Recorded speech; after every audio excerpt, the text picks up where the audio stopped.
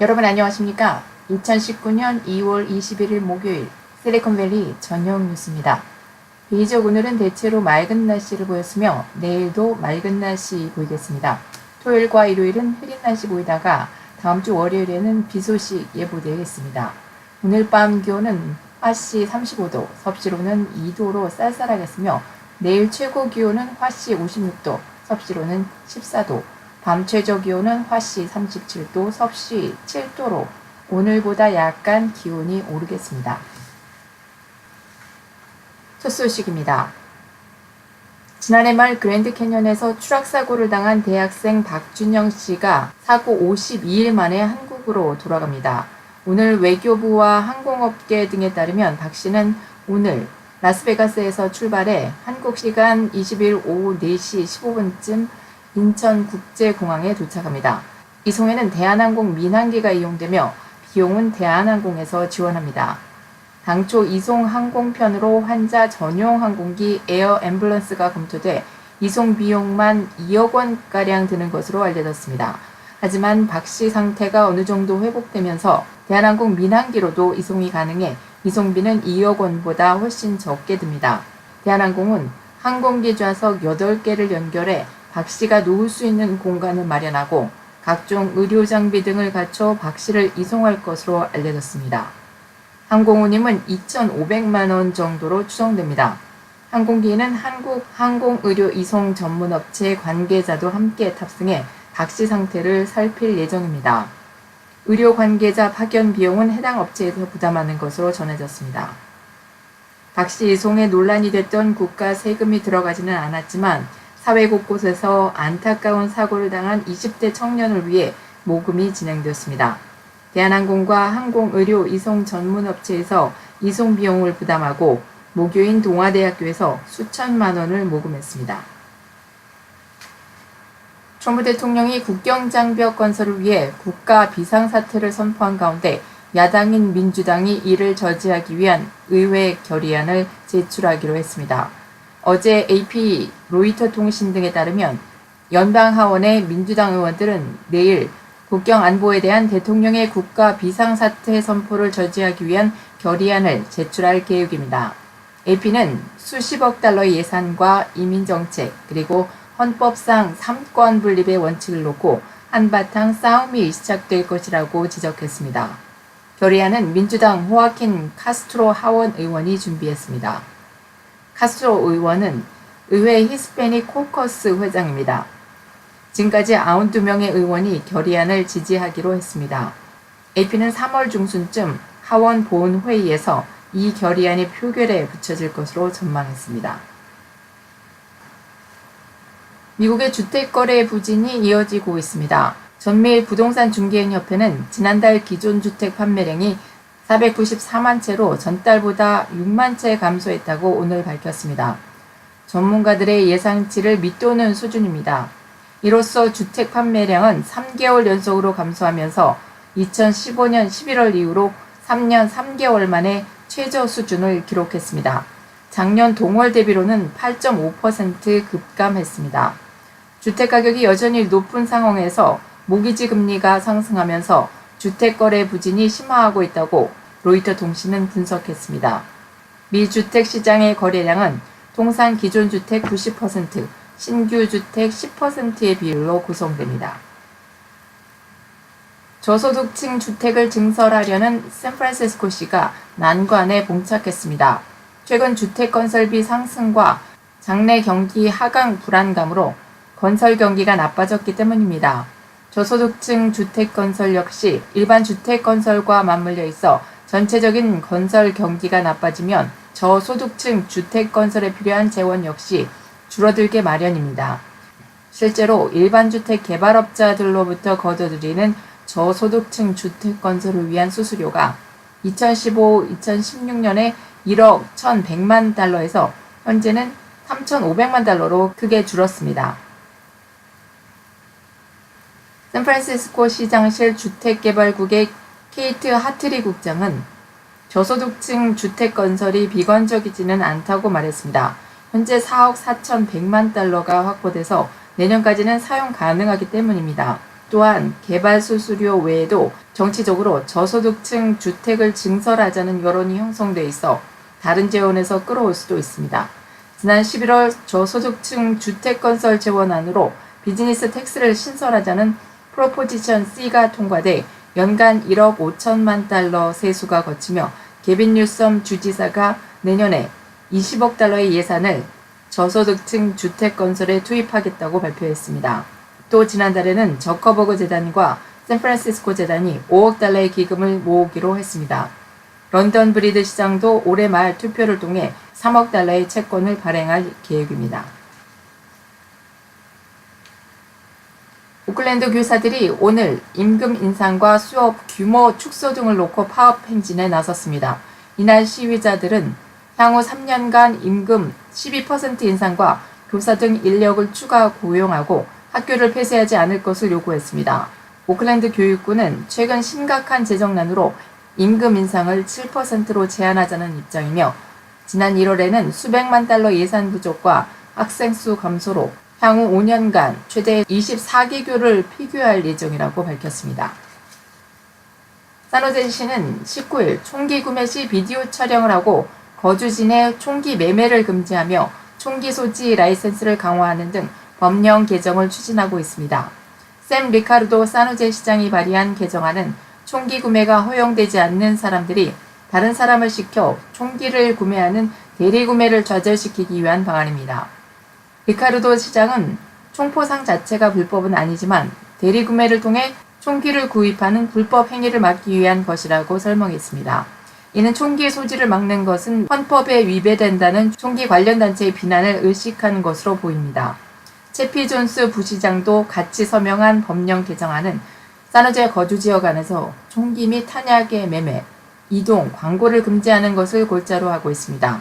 또한 총포상은 상점 안에 총기법, 총기의 위험성, 그리고 자살 방지 및 가정폭력 등에 대한 문구를 써붙이는 내용도 포함되어 있습니다. 이번 개정안 발표 후 총포상들은 불필요한 법령 개정을 할 필요가 없다는 반응을 보였습니다. 이미 감시 카메라가 총포상 내에 설치되어 있으며 대리구매를 막으려는 노력도 하고 있다고 했습니다. 그들은 이번 개정안이 선량한 총기 소지자들에게 위해를 끼칠 수 있다고 주장했습니다. 세크라멘토에 위치한 총기 관련 단체인 총기정책연합은 시장의 합법적 개정안에는 찬성하지만 만일 헌법을 위반하는 개정안을 통과시킨다면 소송을 제기할 것이라고 위협했습니다. 리카르도 시장은 시의회에 3D 프린터를 이용해 불법 총기류를 제작하지 못하도록 총기 제작을 위한 파일을 다운로드하지 못하는 법령도 포함시킬 것을 제안했습니다. 개정안은 2주 내에 시의회에서 논의될 예정입니다. 캘리포니아에서 곧 16온스 이상 용량의 대형 음료컵이 사라질 전망입니다. 가주 하원은 어제 소매점에서 16온스를 초과하는 음료컵을 진열하거나 판매할 수 없도록 하는 법안이 통과됐다고 밝혔습니다.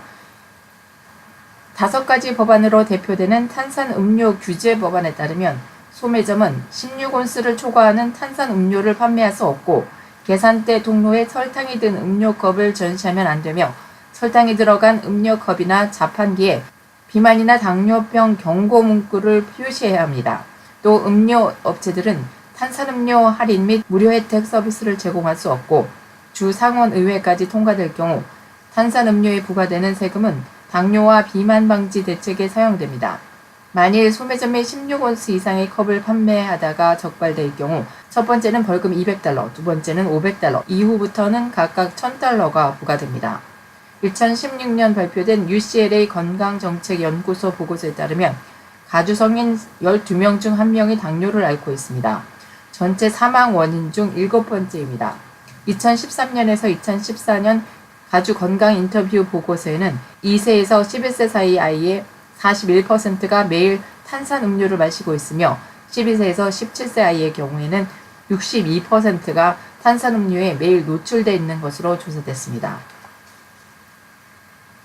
세금 환급액 감소 등으로 인해 납세자들이 아우성인 가운데 사실 납세자의 절반 가까이는 연방소득세를 내지 않는 것으로 나타났습니다. 재정 전문 사이트인 마켓워치는 전국 실업률이 3.9% 선을 유지하고 평균 시간당 임금이 1년간 3.2% 올랐지만 납세자 가운데 44%는 연방 소득세를 한 푼도 내지 않아도 된다고 어제 전했습니다.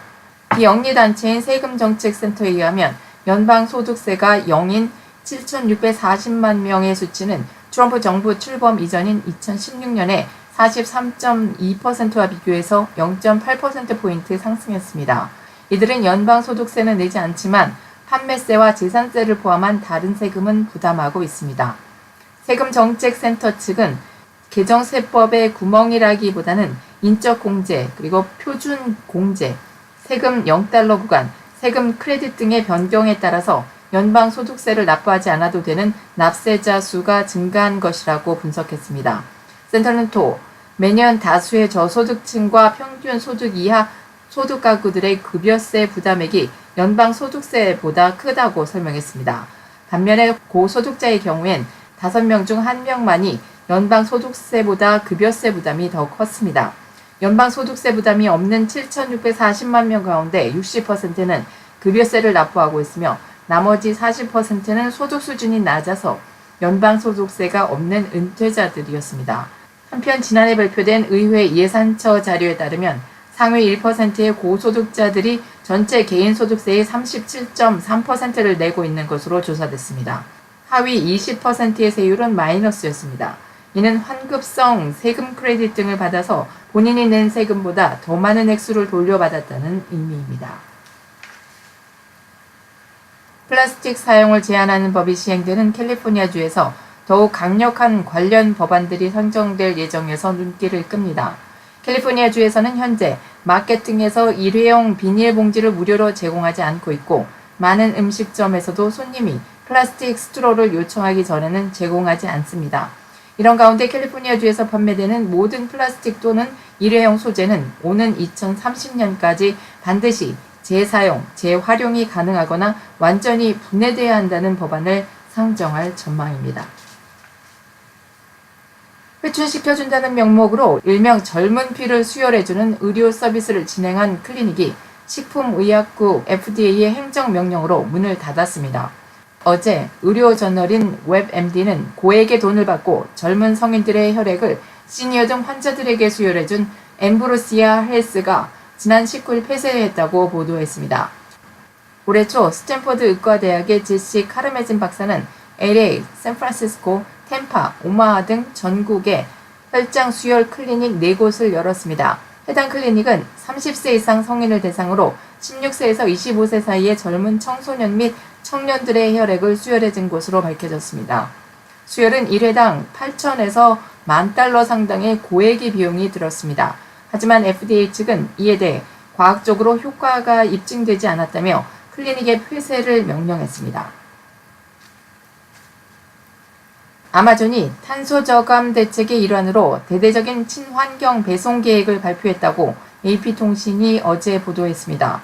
아마존은 오는 2030년까지 자사가 취급하는 배송 물량의 절반에 대해 이산화탄소 배출을 제로 수준으로 억제한다는 목표를 설정했다고 밝혔습니다. 이 회사는 연간 수백만 개의 물품을 배송하고 있습니다. 아마존은 이런 목표를 뒷받침하기 위해 태양광 발전과 같은 재생에너지를 사용하고 전기차를 통한 배송을 확대하며 납품업체들에 대해서는 포장재를 재활용하도록 요구할 방침입니다. 아마존은 지난 2년간 자사의 탄소 배출량을 분석하고 전사적으로 이를 줄일 다양한 방안들을 모색해왔다고 밝혔습니다. 아마존은 올해 말에 1차로 탄소 배출량을 외부에 공개할 방침입니다. 앞서 다량의 폐기물을 배출하는 맥도날드와 코카콜라를 비롯한 여러 대기업들도 환경 파괴에 대한 소비자들의 우려를 반영해 이와 유사한 친환경 정책을 도입하는 바 있습니다. 전국 평균 가스값이 오름세를 보이고 있는 가운데 베이 지역은 소폭 하락세를 보였습니다. 오늘 오전 11시 기준으로 전국 평균 레귤러 가스값은 갤런당 2.38달러로 전주 대비 9.5센트 올랐습니다. 한 달 전보다는 13.1센트 올라 상승세를 보이고 있으나 전년 가격인 2.52달러 대비 크게 감소한 수치입니다. 가주 가스값은 오늘 3.28달러로 전주 대비 0.9센트 올라 소폭 상승세입니다. 지난달 가격은 3.27달러로 전주와 큰 차이가 없는 것으로 나타났습니다. 샌프란시스코에서 평균 레귤러 가스값은 갤런당 3.51달러를 기록해 전주보다 0.2센트 감소했습니다. 오클랜드에서는 3.30달러로 전주보다 0.7%, 산호세에서는 3.28달러로 전주보다 0.8% 감소해 베이지역 주요 도시들에서 가스값이 소폭 하락세를 보이고 있습니다. 세크라멘토는 0.6센트 올랐습니다. 프리몬트 경찰국이 날로 증가하는 차량털이 범행의 골머리를 앓고 있습니다.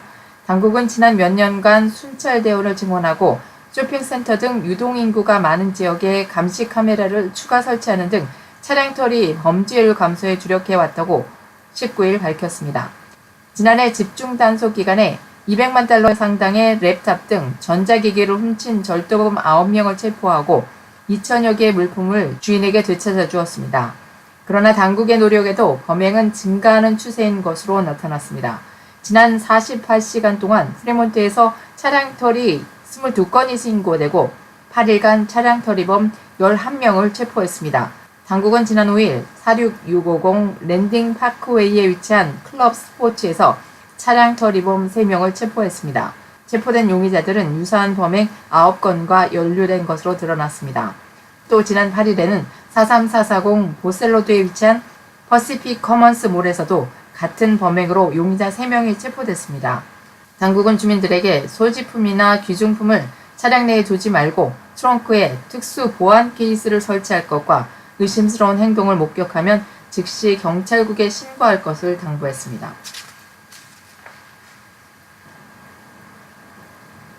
운전자를 납치하고 차량을 절도한 헤이워드 남성이 경찰과의 추격전 끝에 차량 5대를 들이받고 어제 체포됐습니다. 헤이워드 경찰국에 따르면 용의자는 이날 오후 5시 45분경 헤이워드 트러스트웨이 3900 블락에서 한 여성 운전자를 납치하고 차량을 절도한 뒤 달아났습니다. 신고를 받고 출동한 경찰은 880 북행선에서 용의자 절도 차량을 발견하고 1마일가량 추격전을 벌였으며 윈튼 애비뉴 출구에서 그를 체포했다고 밝혔습니다.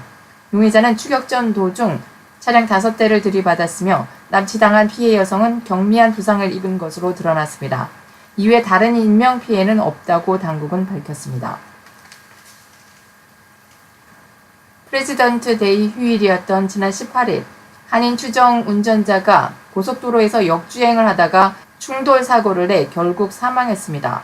워싱턴주 현지 경찰에 따르면 이날 새벽 4시쯤 워싱턴주 520번 사마미시 파크웨이 출구 서쪽 방면 차선에서 수바루 승용차 한 대가 동쪽 방면 차선으로 질주하다가 우체국 배달 트럭과 정면 충돌하는 사고가 발생했으며 이로 인해 수바루 운전자인 앨런 이 씨가 현장에서 사망했습니다. 당시 이 씨가 운전하던 수바루 차량과 정면 충돌했던 우체국 배달 트럭 운전사도 경상을 입어 인근 병원에서 치료를 받고 퇴원했다고 경찰은 밝혔습니다. 오렌지 카운티의 한인 변호사가 탓세 등의 혐의로 변호사 자격증을 박탈당했습니다. 가주 변호사 징계법원은 강모 변호사의 라이선스가 24일자로 박탈된다고 밝혔습니다. 징계법원에 따르면 강 변호사는 지난 2015년 11월 12일 금융사기와 탈세 등 2건의 중범 혐의로 유죄가 확정됐습니다. 이듬해 강 변호사는 항소법원에 불복 소송을 제기했지만 기각됐습니다. 이후 징계법원은 자격중지 징계를 내렸으며 20일 라이센스 박탈을 최종 결정했습니다. 미국 정치 소식입니다.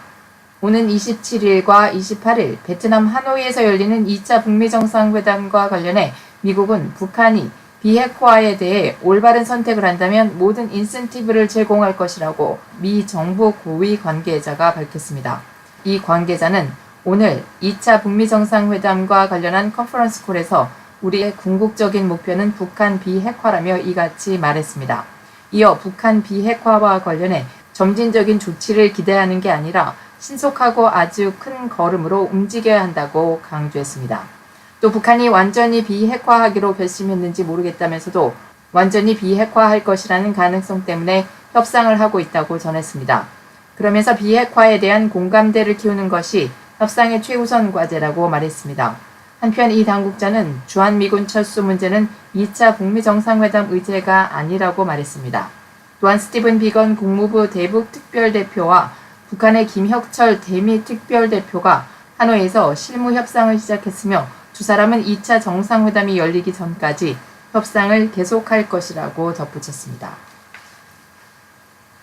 지난해 싱가포르 북미 정상회담 자리에 배석했던 존 볼턴 백악관 국가안보회의 보좌관이 이번 주말 한국을 방문한다고 CNN 방송이 보도했습니다.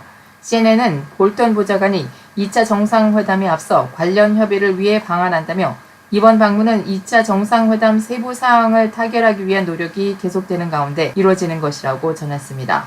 또 문재인 대통령은 트럼프 대통령과 김정은 국무위원장의 지속적인 대화의 최대 지지자라고 덧붙였습니다. 김혁철 북한 국무위원회 대미 특별대표와 스티븐 비건 국무부 대북 특별대표가 오늘 제2차 북미 정상회담 개최지인 베트남 하노이에서 처음 대자했습니다. 여기에는 김성애 통일전선부 통일책략실장이 동승했습니다. 정상회담을 엿새 남겨둔 시점에서 북미 회담 의제 실무 협상이 본격적으로 시작된 것입니다. 실무 협상은 오후 6시까지 4시간 30분가량 이어졌습니다. 비건 특별대표는 실무 협상 진행 상황에 대한 취재진의 질문에 대답하지 않았습니다. 이날 회동은 지난 6일에서 8일 평양 회동 이후 약 2주 만입니다. 이번 실무 협상에서 비건 특별대표와 김 특별대표는 북미 관계 수립과 한반도 평화체제 구축, 완전한 비핵화를 위한 세부 절차 등을 담은 하노이 선언문을 조율해 나갈 것으로 예상됩니다.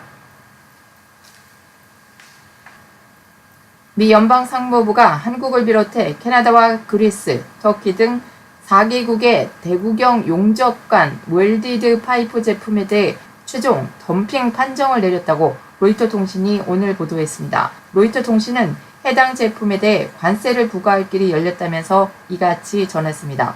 로이터 통신에 따르면 연방상무부는 특히 한국과 터키는 해당 제품의 수출에 보조금도 지급했다는 판정을 내린 것으로 전해졌습니다.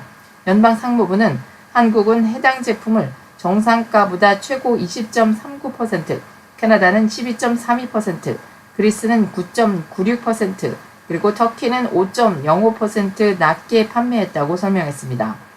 로이터 통신은 미국 내 관련 업계가 피해를 보고 있다고 미 국제무역위원회가 확인하면 해당 수입품에 대해 관세가 초기 5년간 부과될 것이라고 설명했습니다. 북한으로부터 가시적인 비핵화 조치를 끌어내지 못한다면 자칫 북한의 핵 보유국 지위를 인정해주는 결과를 초래할 수 있다는 미국 내 전문가의 지적이 나왔습니다. 미 국제전략문제연구소 CSIS의 수미테리 선임 연구원은 북한은 1차 정상회담 이후 허울뿐인 비핵화 조치만 취했지만 미국은 한미연합군사훈련을 중단하고 2차례나 정상회담을 안겨줬다며 이같이 말했습니다. 또 북한이 핵 보유국으로 인정받는다면 엄청난 파장이 있을 것이라며 한국의 보수 정권이 들어설 경우 핵 능력을 발전시킬 수도 있다고 말해 자칫 동아시아 핵 확산 경쟁이 촉발될 수 있는 점을 우려했습니다.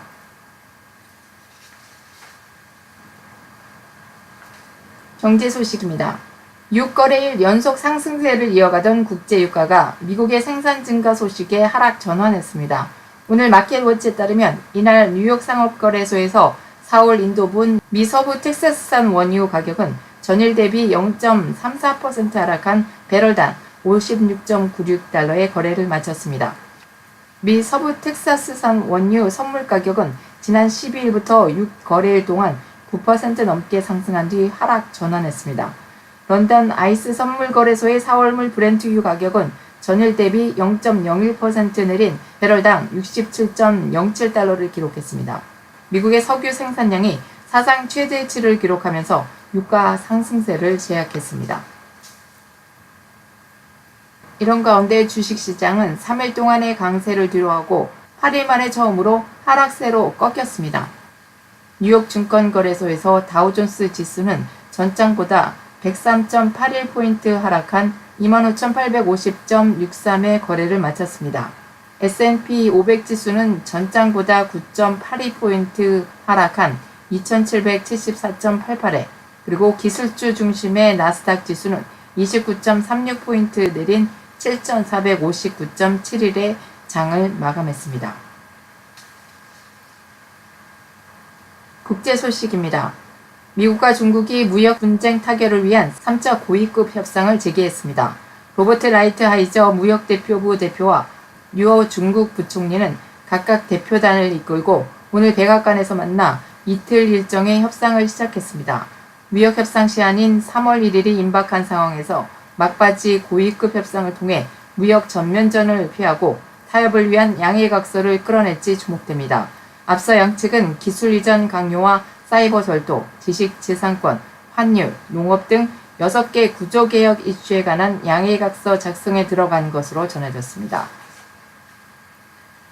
국빈 방한한 모디 인도 총리는 한국과 인도 사이의 교육 규모를 오는 2030년까지 500억 달러 규모로 키워가겠다고 밝혔습니다. 모디 총리는 대한상공회의소가 롯데호텔에서 개최한 한 인도 비즈니스 심포지엄에서 이같이 말했습니다.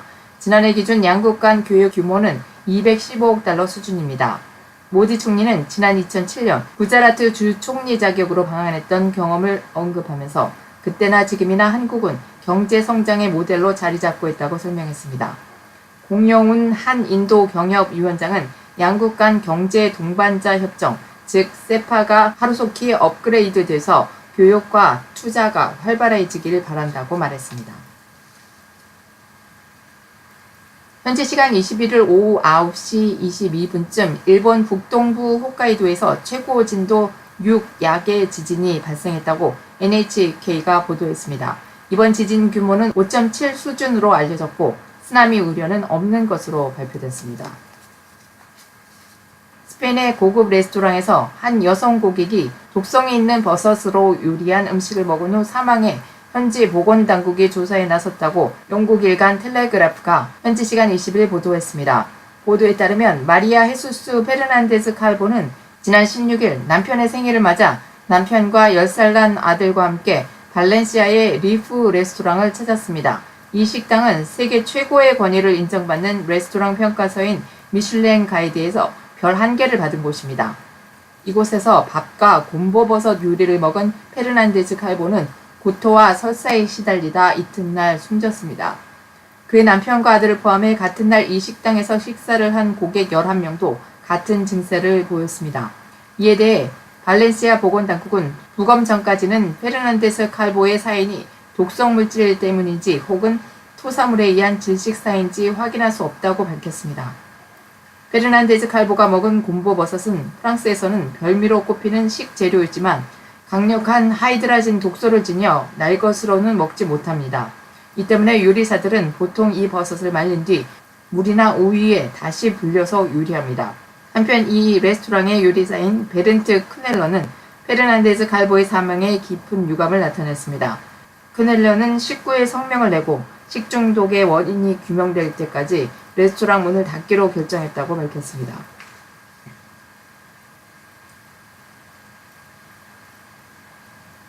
한국 소식입니다.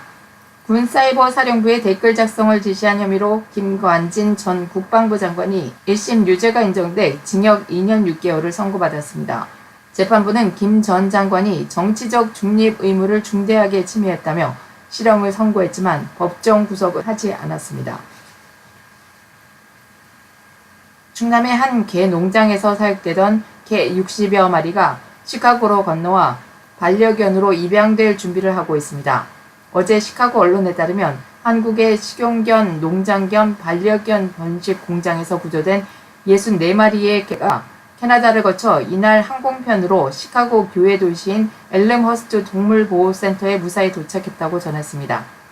동물보호단체인 휴메인 소사이어티 인터내셔널은 최근 충남 홍성의 한 개 농장에서 200여 마리의 개를 구조해 이 가운데 160마리를 캐나다 토론토로 옮긴 후 관심 있는 미 중서부 동물보호단체를 물색해 나눠 보냈습니다. 이들 품종에는 치와와, 코기, 허스키, 진돗개, 요크셔 테리어, 푸들, 포메라니안, 시추, 프렌치 불독 등이 포함되어 있습니다.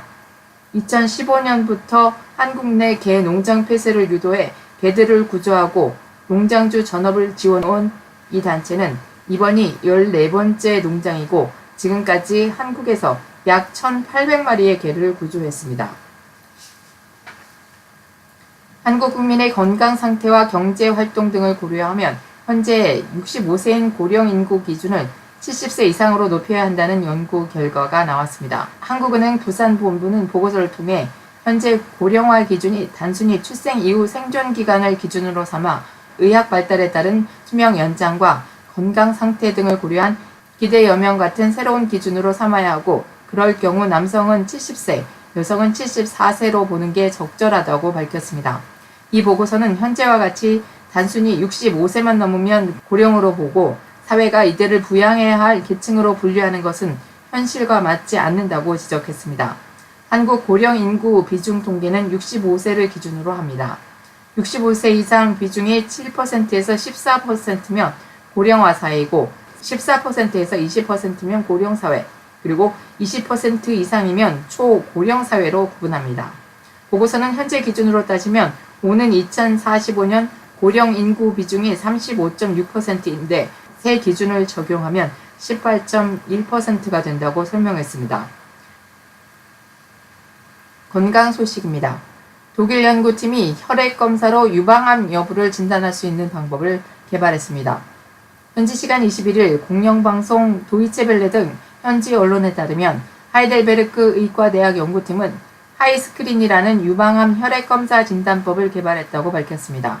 연구팀은 새 진단법으로 유방암을 조기에 발견해 치료에 도움이 될 것이라고 기대했습니다.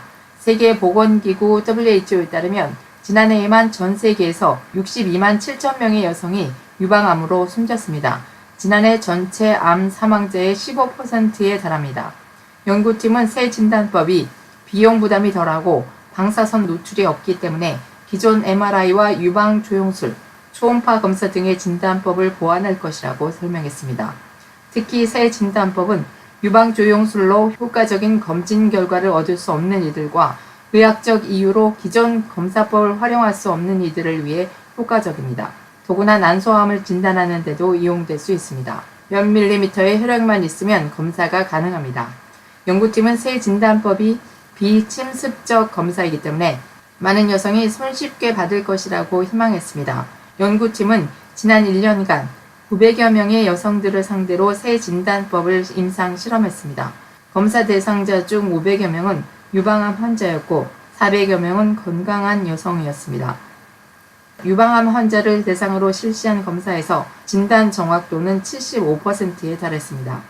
존 교수는 새 혈액 검사법이 특별히 50세 이하 여성들에게 효과적이라고 설명했습니다. 임상실험에서 50세 이하 여성들의 경우 진단의 정확도는 86%였습니다. 독일 암연구센터 측은 이번 연구가 저명한 과학저널에서 검토될 때까지는 상용화 시기에 대해 추측하기 어렵다고 말했습니다. 현존하는 독감 바이러스 3종을 모두 공격하는 면역세포가 발견됐습니다. 이에 따라 해마다 유행 바이러스 종을 예측해 독감 백신을 제조하던 제약업계의 관행이 달라질지도 모릅니다. 어제 과학 전문 매체인 사이언스 얼러트에 따르면 호주 멜버른 대학의 캐서린 캐지에르스카 교수팀이 이번에 찾아낸 건 독감 바이러스 3종에 모두 맞서 싸우는 CD8+라는 T세포입니다. 종종 킬러세포로도 불리는 CD8+ T세포는 인체의 관문을 지키는 치안부대처럼 외부에서 침입하는 위협 요소에 대응합니다. 사실 CD8+ T세포의 특별한 잠재성이 처음 알려진 건 2013년입니다.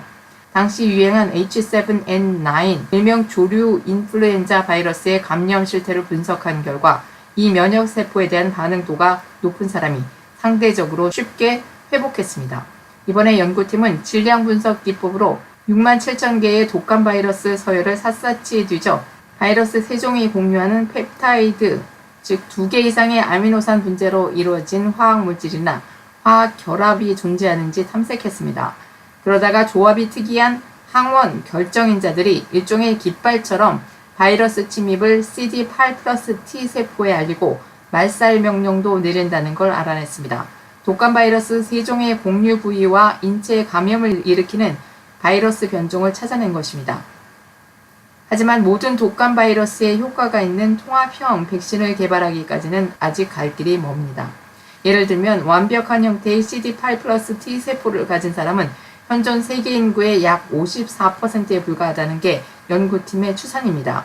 독감 바이러스는 기본적으로 A, B, C 세 종이 있는데 사람에게 독감을 일으키는 건 주로 A형과 B형입니다. 드물게는 C형도 인간에 감염되지만 증상은 심하지 않습니다. 제약업계는 해마다 변종이 유행할 가능성에 대비해 이들 세 종을 각각 다른 비율로 배합해 백신을 만듭니다. 하지만 이렇게 해도 변종 간의 변화가 워낙 빠르고 빈번해 일률적인 백신 효과를 담보할 수는 없습니다. 주말에 가볼 만한 곳 3곳을 안내해 드리겠습니다. 2019 음력설 스트리트 페어가 23일 토요일부터 이틀간 샌프란시스코 차이나타운에서 열립니다. 이날 페어에는 중국 민속춤, 그리고 오페라, 드럼 공연, 마술쇼 등이 펼쳐지며 물건과 음식 등을 파는 상점과 부스 120여 곳이 들어섭니다. 23일 토요일 오후 5시부터 9시까지는 사자춤과 민속춤, 고개, 악단 등이 결합된 대형 퍼레이드가 마켓 스트리트와 2가에서 시작돼서 커니와 잭슨 스트리트까지 펼쳐집니다. 이 스트리트 페어는 2월 23일 토요일부터 2월 24일 일요일 오전 10시부터 오후 4시에, 퍼레이드는 토요일인 23일 오후 5시부터 오후 9시에 진행됩니다. 장소는 샌프란시스코 733 커니 스트리트에 있는 포트마우스 스퀘어에서 열립니다.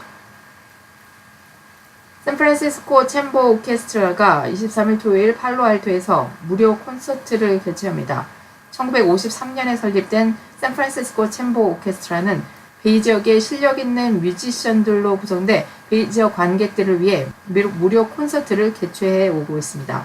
이들은 이번 무대에서 그리스 신화를 바탕으로 한 핸델의 바로크 오페라인 아키스와 갈라테이아를 공연하며 샌프란시스코 코랄 아티스트 합창단과 함께 멋진 앙상블을 선보일 예정입니다. 시간은 23일 토요일 오후 7시 30분이며 장소는 팔로알토 625 해밀턴 애브니에 위치한 퍼스트 팔로알토 연합 감리교회에서 펼쳐집니다.